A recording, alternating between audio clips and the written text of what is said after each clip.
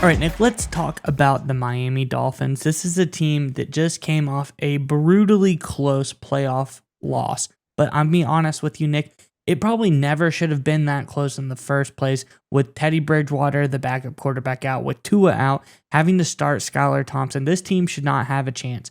But they did, and they battled, and they got very, very close to winning this game. And I just think that we have a story just kind of encompassing the entire Dolphins team.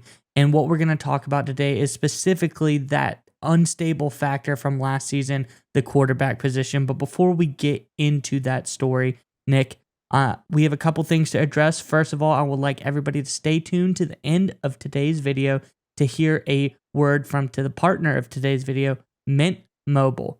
Now, Nick, I also want to ask the Dolphins fans, let us know in the comments below, tough loss. It's going to be tough for a while to watch it, but you have a lot to look forward next season. But as we take a step back, look at the field, all the teams that are left, I'm just curious to know, who would you like to see in the Super Bowl this year? Let us know what team you would like to see in the Super Bowl this year.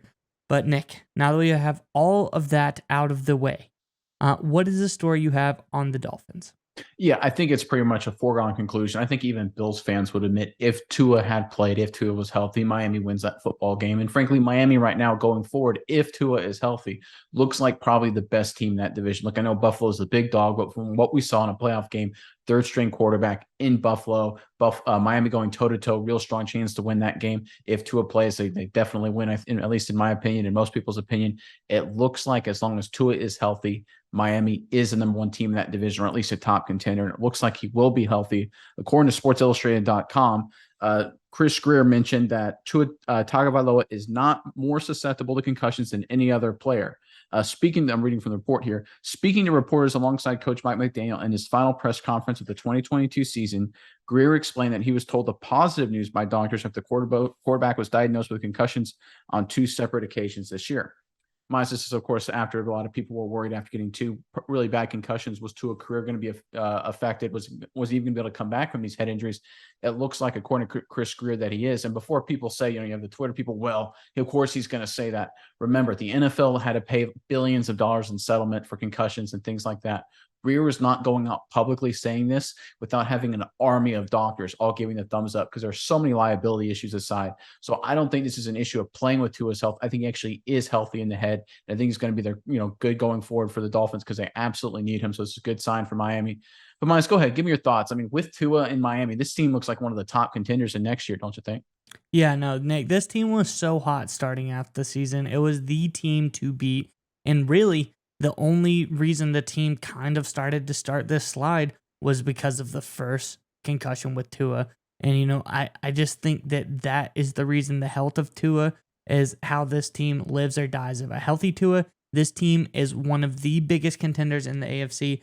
Not having Tua, it's very questionable about how far they can go. And so I think this is a huge news by Greer, just stating that Tua seems to be healthy and ready to go for the 2023 season, Nick. And going into that, there's an article over on Fox News.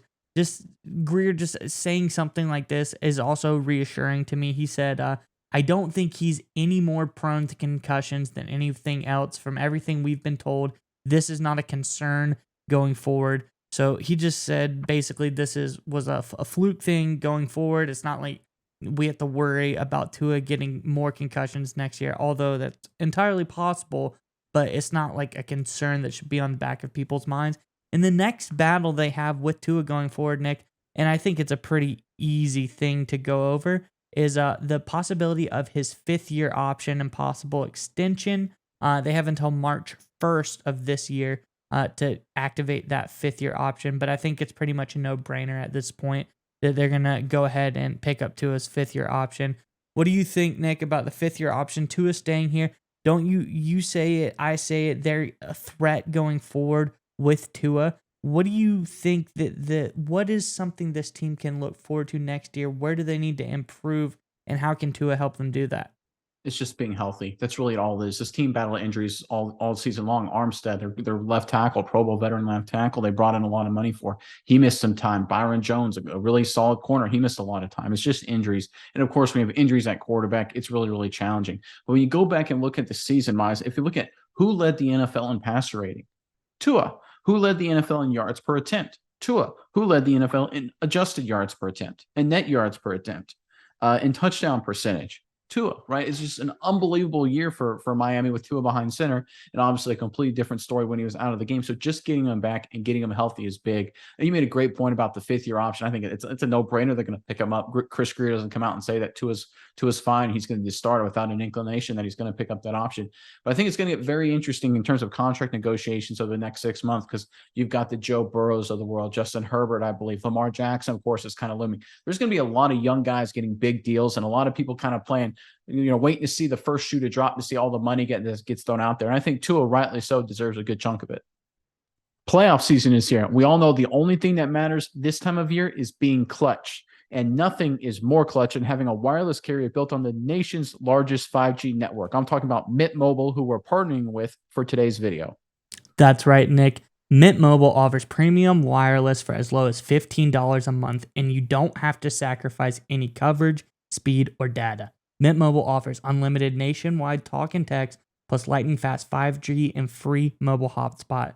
They keep costs low because they sell direct to you online. They cut out the retail stores and the salespeople. Why should you pay more than you have to for access to the same network? Use our link in the description to get premium wireless starting at $15 a month, only $15 a month, using mintmobile.com/Saturday. Stop paying more than you need to on your wireless bill and start saving big with Mint Mobile.